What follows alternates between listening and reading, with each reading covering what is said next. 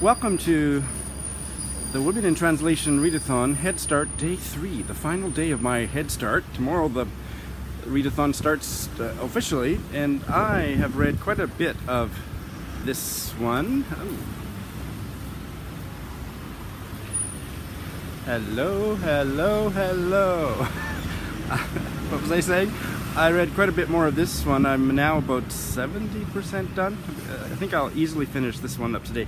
And there are long stretches of territory of light that strike me as really quite bland. But then there's these emotional explosions every few chapters that just completely suck me right into the narrative. It's really quite an intriguing little novella. And I just I was really affected by one of the chapters I just finished reading. And I won't give it a spoiler because it's one of the few really dramatic moments in the novella. But the main character, this single mom, she and her daughter get scolded by some elderly neighbors. I won't say any more about what the situation is. You'll have to read the book. But it just reminded me of that aspect of Japanese culture, which is probably the aspect of Japanese culture that I have the most trouble with. It's I'm looking in the wrong place. It's really, Japanese culture is a scolding culture. And I am not someone who deals well with scolding. In fact, scolding is not really the right word. It's too weak. What's the stronger word for scold? Like castigating?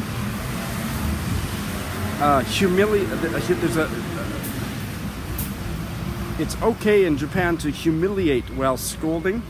And I have been on the receiving end of that far too many times to the point where I now have no tolerance for it, and I would walk out of any situation where I was being scolded and have refused jobs during the trial lesson because of that. It's just a mismatch between my temperament and the culture in which I live. I don't need anybody to scold or humiliate me. I do a perfectly over-the-top job of that myself. So enough about the emotional confessions, but reading this chapter was painful. It was beautiful. I loved how deeply it was represented because it's such a deep aspect of the culture. There's so many thousands of things about living in Japan that I absolutely love, but this is the first time I've really encountered it in fiction.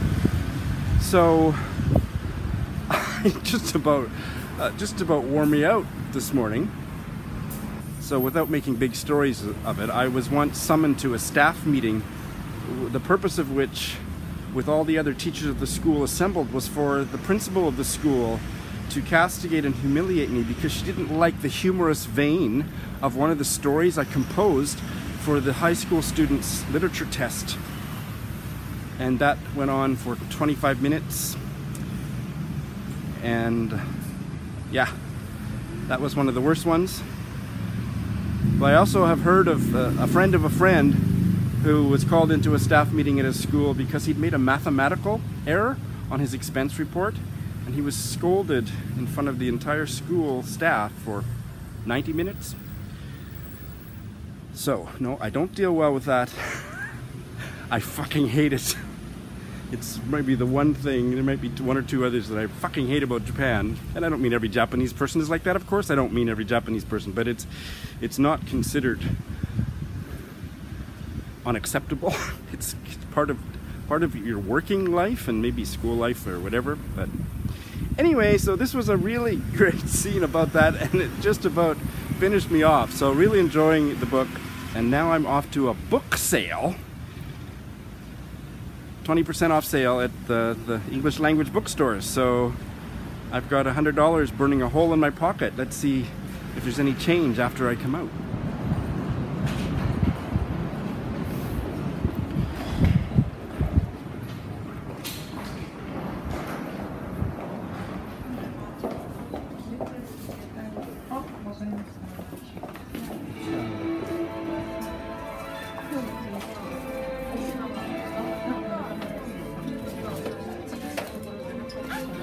Oh my.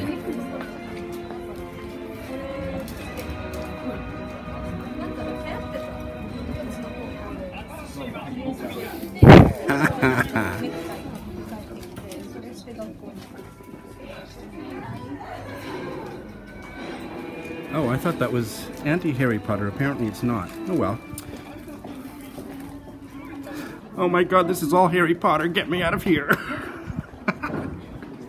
Oh, just one more promise. This is my last micro negative comment about Japanese culture today.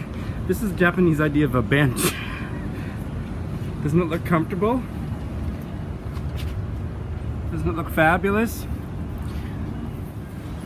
Alright, I'm still on my way to the bookstore and I'm in a great mood. And look at his legs. See him? Oh, yes. I'm even, oh, I think I better stand this way. I'm in an even better mood, but seriously, I want to give two shout outs. One who doesn't need any shout outs from me, but I'm going to give him one anyway, and another one who I'm so delighted to introduce you to probably. If you haven't watched Eric Carl Anderson's bookshelf tour video, he should have renamed it Bookshelf Porn video. It's one of the best videos I've ever seen by him or anybody. It's just a wonderful bookshelf tour. I don't watch them usually because the idea sounds really boring. Oh, I read this book and I read this book. But I should watch them now because his was just like crack cocaine for a bookworm. And I absolutely loved it. And I told them in the comments, anytime I'm having a bad day, I'm just going to watch that again and feel better. So go check that out. But if you're watching me, you've probably already seen it. But here, I am so delighted to pause in the middle of my vlog to tell you that I have discovered a new booktuber. She has, at the moment of my filming this, she has 21 subscribers. I think I'm number 21. She is taking part in the Women in Reading Translation Readathon, and I have watched half of her TBR video and 2 minutes of her BookTube newbie tag video, and I love her.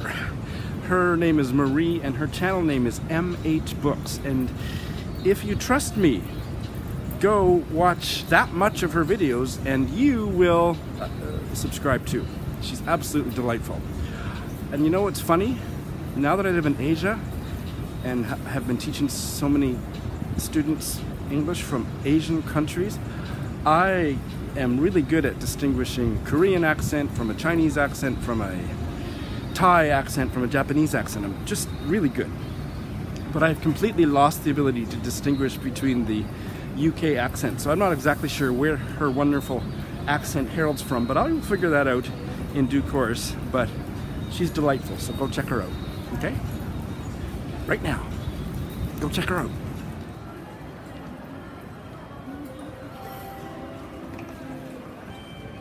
This is very quiet for Shinjuku Station. Very quiet. Yeah, this is almost empty. You believe me? This is almost empty. But the quality of the men is pretty high.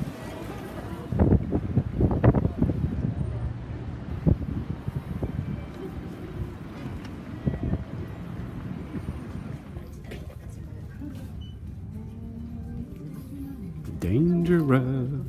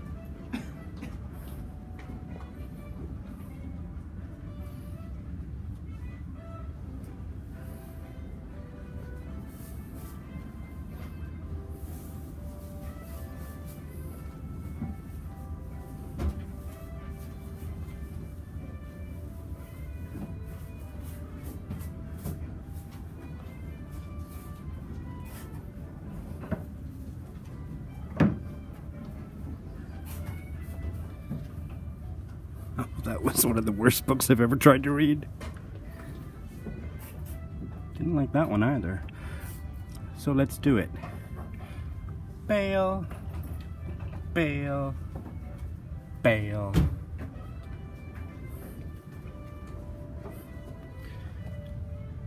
Bail.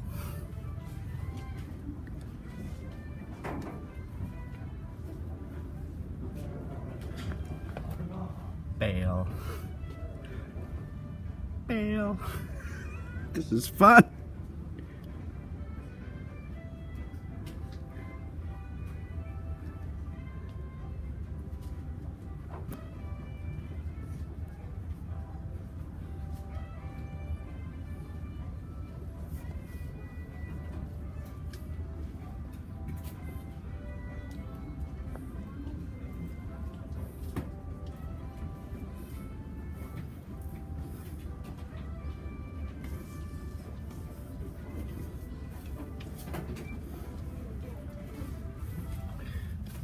Bail.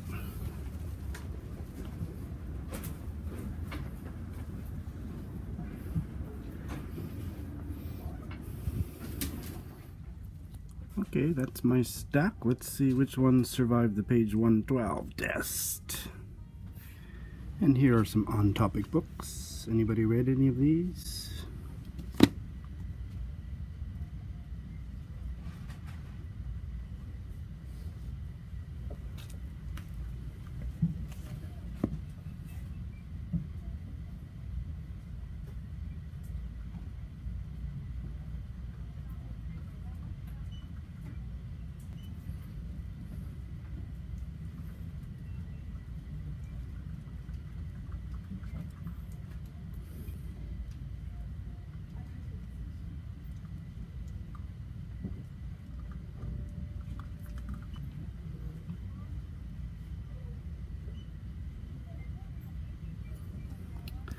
The only one I might possibly be interested in, the non-academic ones, and I think there's only one, and that's the first one. That one might be interesting, eh? We will soon arrive at 8 Guitar. I am 9. The doors on the right side will open.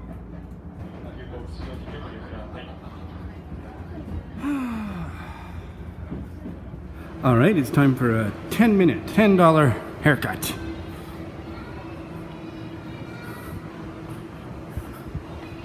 This is how it works.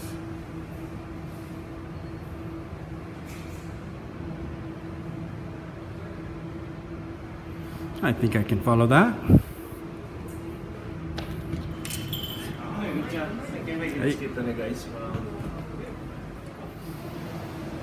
Well, how do you like my new hairdo? So yeah, that's a fast barbershop, and you put your money in the machine and then you give your ticket to the guy. And the other notable thing about getting a haircut in Japan is they have vacuum cleaners at every station, and they vacuum your head, usually halfway through the haircut and then at the end, and the vacuuming takes as long as the haircut. So it's quite an experience. I'm used to it now. The swankier places, which I never go to, because with hair like this, who needs to pay anything but the bare minimum for my haircut? Oh, and this haircut is called Ichimilli, 1 millimeter. Ichimilli. But anyway, if you pay an extra $5 or so at a barber shop, they'll give you a 30-second shoulder rub in the middle of it. Had that once or twice. Pretty nice. All right, I'm gonna pick up some groceries and go home. Hey, okay, so I am almost finished this. I will probably finish this within a few minutes of doing this little video. And also, I'll probably have much more to say about it later. It's going really well. I don't really want it to end. But I'd like to talk about the translators of the 3 books I'm reading. And I'm got you over here, even though there's the echo at the computer, so I'm gonna need lots of help from Google to do this. So the translator of the Yuko Tsushima, Territory of Light, is Geraldine Harcourt. And Harcourt translates all of her stuff. Everything that's available in English has been translated by Geraldine Harcourt. And she lives in Kamakura, which is thousands of years ago. When I was a teenager, it was the capital city of Japan, and it's about a 30-40 minute train ride from downtown Tokyo. Wonderful little place, lots of history and sightseeing, and she lives there. And so she has translated all of the stuff that's available in English, including the one from that new little blue cover mini books from Penguin of Dogs and Walls. I haven't read that. Oh, but I have one other, before I say all, I have an early translation.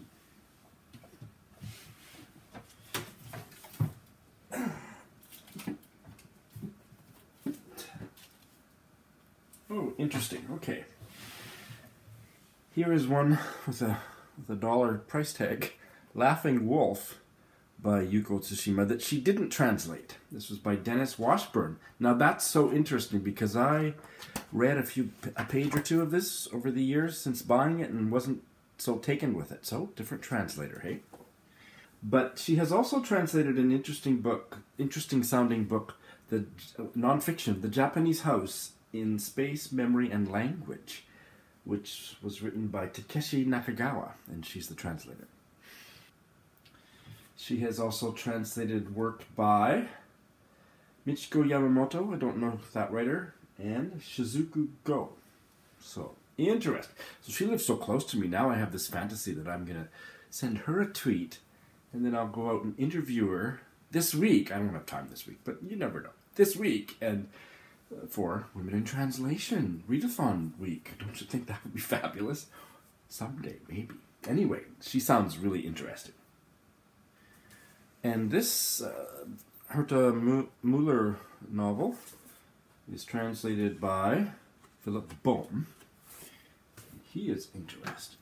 Philip Boehm is an American playwright, theater director, and literary translator. So he has a fascinating life.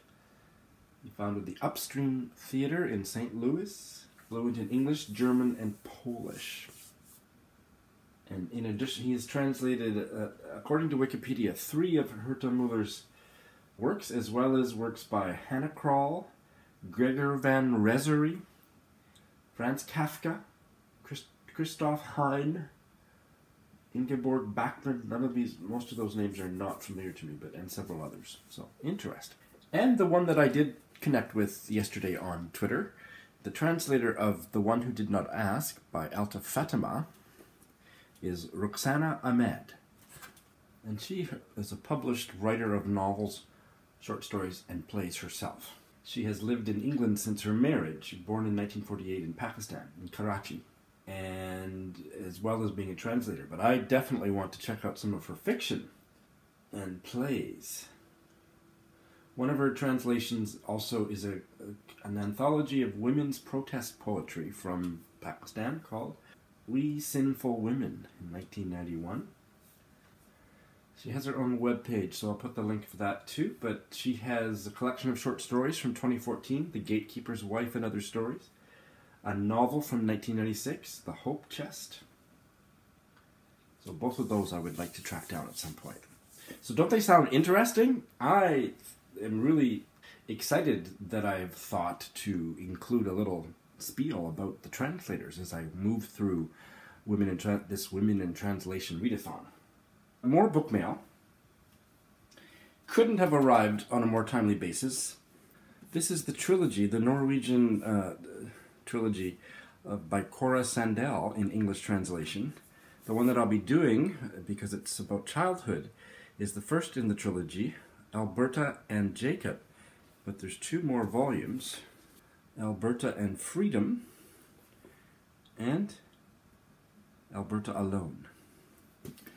And I ordered it about a month ago, and I wasn't sure. I wanted it to arrive. I didn't want it to arrive while I was in Canada, and I wanted it to arrive in time for the readathon, and it was delivered today. So perfect! I hope I like it. I didn't do any page 112 or have access to anything ebook, but I flipped through it and read enough of the opening paragraph in page 112 to think it's probably going to be a success. So this might be the next one that I start. I will finish the Yuko Tsushima today. Maybe that's all I'll have to say today, in which case I'll say thanks for watching.